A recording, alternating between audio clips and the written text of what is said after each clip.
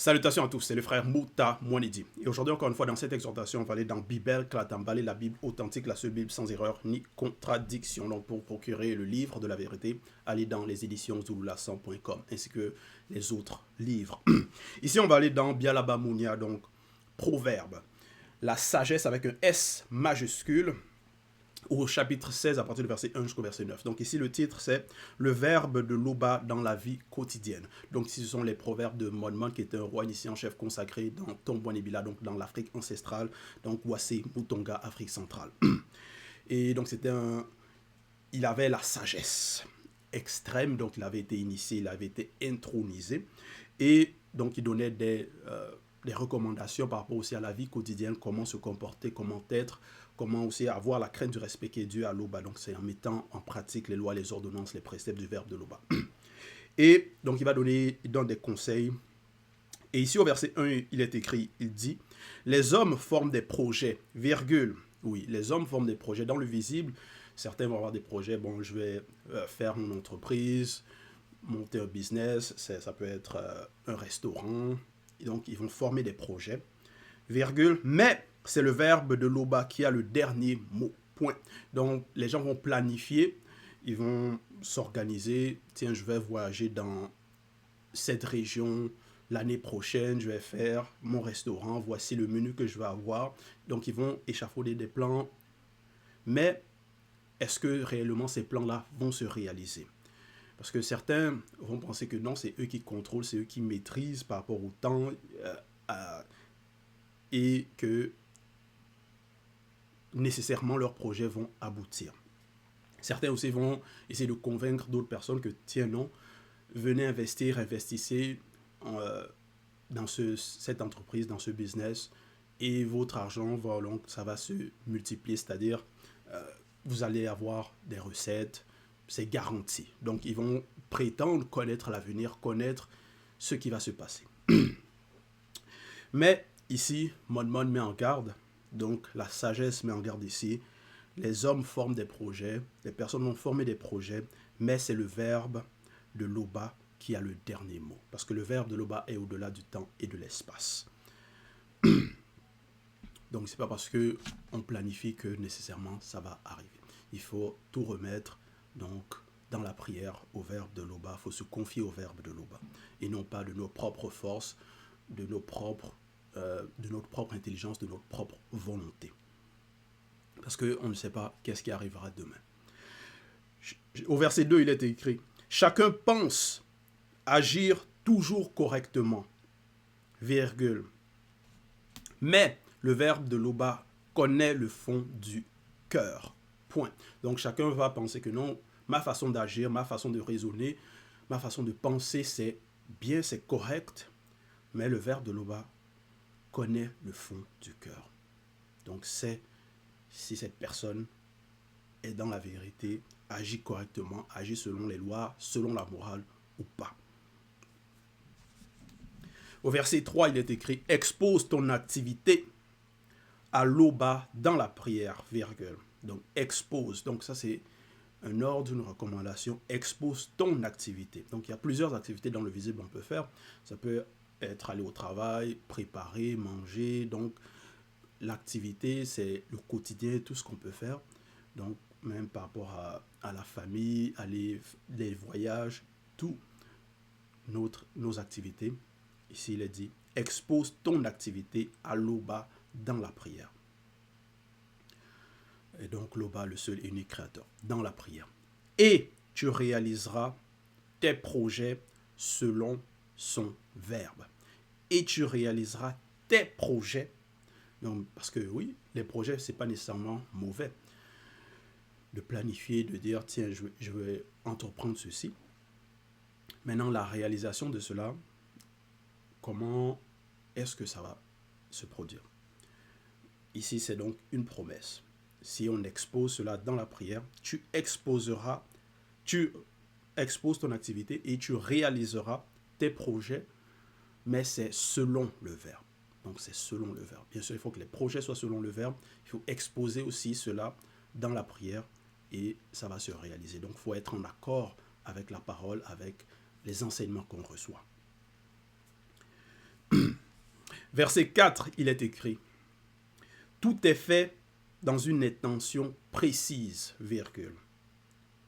Tout est fait dans une intention précise. » Donc, ce qu'on fait, il y a l'intention derrière. Il y a une motivation. Pourquoi? Et après la chute, virgule, les méchants aussi ont leur jour de malheur causé par les démons de l'influence de la négation du quotidien non protégé. Point.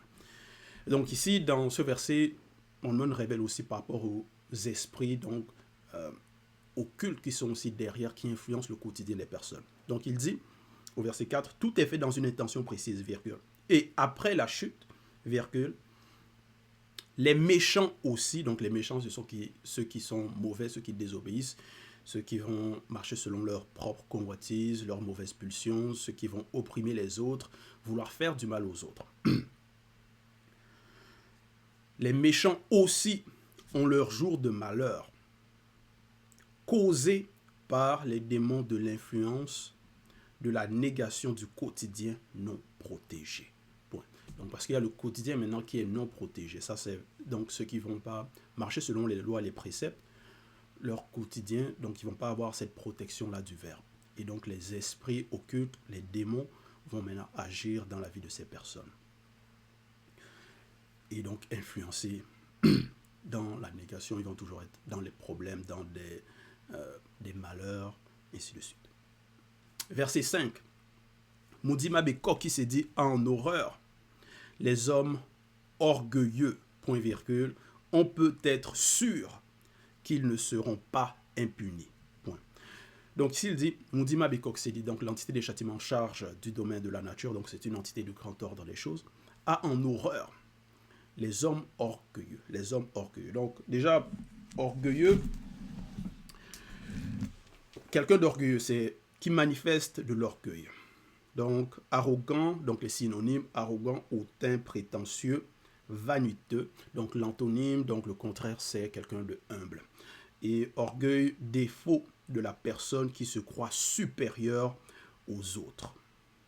Voilà. Donc arrogance, vanité. Donc ça va être des personnes orgueilleuses, hautaines, qui vont se croire supérieures, qui vont croire que peut-être elles ont la connaissance ultime, elles savent tout, ou peut-être par rapport à leur richesse, la personne va se dire, bon, moi, parce que je suis riche, j'ai de l'argent, vous n'avez rien à me dire, je peux faire tout ce que je veux. Ça peut être aussi par rapport à des positions, peut-être la personne, elle a un poste ministériel dans la société, ou peut-être elle est connue, donc elle va se penser au-dessus des autres, elle méprise maintenant les autres, elle ne considère plus les autres comme leurs semblables. Mais ça va être, la personne va se croire au-dessus, va prétendre être ce qu'elle n'est pas.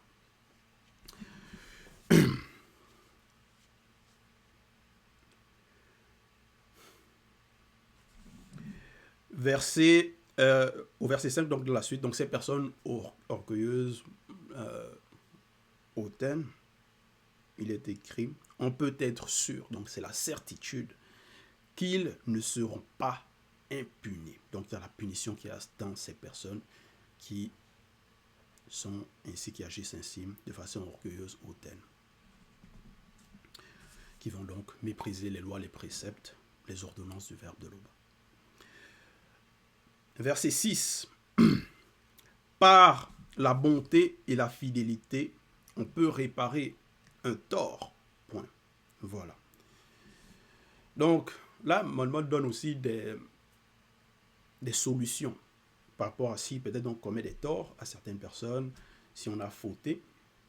Il dit, par la bonté et la fidélité. Donc, il faut être bon. Déjà, il faut déjà être humble, savoir reconnaître ses torts et donc être agréable. C'est ça la bonté. C'est aussi par rapport à la douceur, être doux, être bon. Et donc, dans cette bonté, c'est aussi les bonnes œuvres. Par la bonté, des bonnes œuvres et la fidélité, on peut réparer un tort. Voilà. Donc, en agissant bien, c'est peut-être on a causé du tort à quelqu'un, en agissant bien, demandant pardon, tiens, je regrette. Donc, Et on essaie aussi de réparer cela par la bonté, par des bonnes œuvres. Donc on peut réparer un tort. Donc dans la suite, en respectant l'aubin de la crainte du respect qui lui est dû, virgule, donc en respectant le Créateur de la crainte du respect qui lui est dû, on évite d'agir mal. Point. Donc cette crainte-là, c'est aussi comme une protection. On évite de faire certaines actions qui sont contre le verbe, parce qu'on a la crainte du respect qui est due à l'Oba. Parce qu'on sait que l'Oba est redoutable et même au-delà.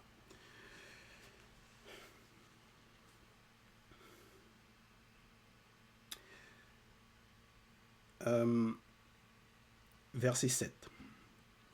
Lorsque le verbe de l'Oba approuve la conduite de quelqu'un, virgule.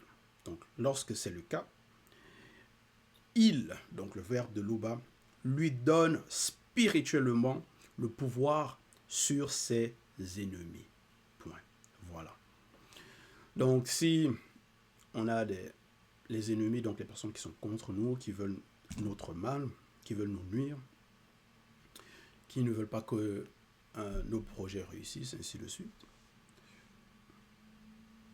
ils n'auront pas le pouvoir sur nous si le verbe de l'Oba approuve notre conduite. Donc, il faut être dans la bonne fréquence par rapport aux bonnes œuvres, par rapport à aussi mettre en pratique les lois, c'est-à-dire ici par rapport aussi à exposer nos activités. Donc, remettre cela dans la prière. Lorsque le verbe de l'Oba approuve la conduite de quelqu'un, virgule, il lui donne spirituellement le pouvoir sur ses ennemis. Verset 8. Mieux vaut un maigre salaire gagné honnêtement que de gros revenus tirés d'affaires douteuses. Point. Oui. Parce que dans la société actuellement, on sait qu'il y a les démons de la richesse visible qui agissent aussi.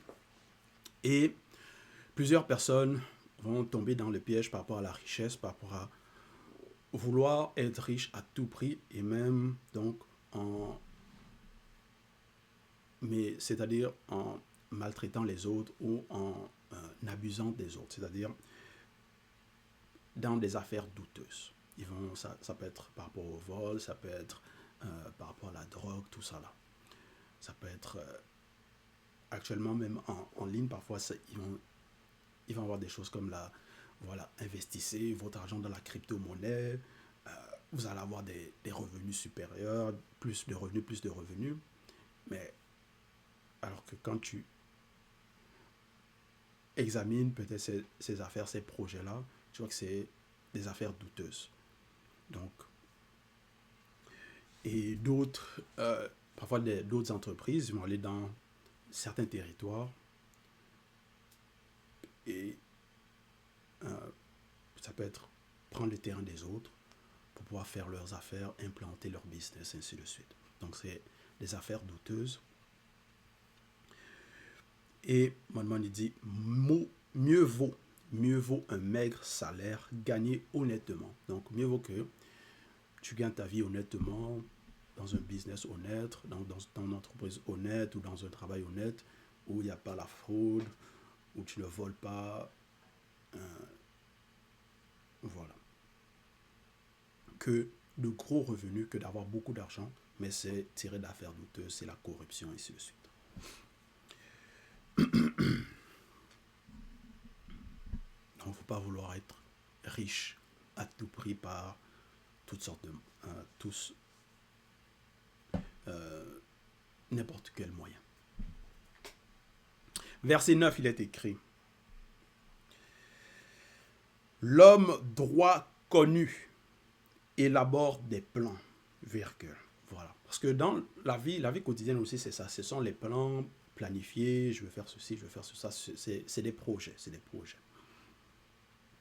Mohamed aussi, il a réalisé beaucoup de projets.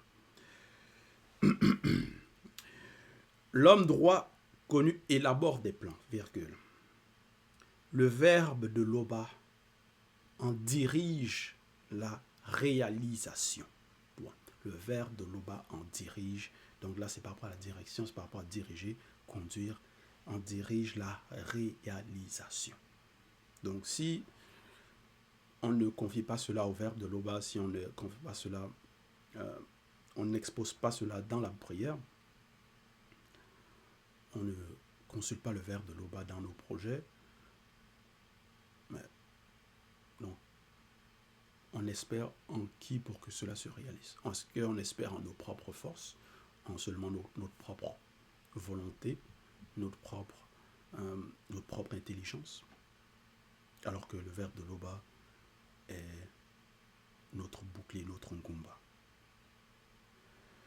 Donc voilà. Ici, Emmanuel dit, l'homme droit connu élabore des plans. Oui, élabore des plans. Le Verbe de l'Oba en dirige.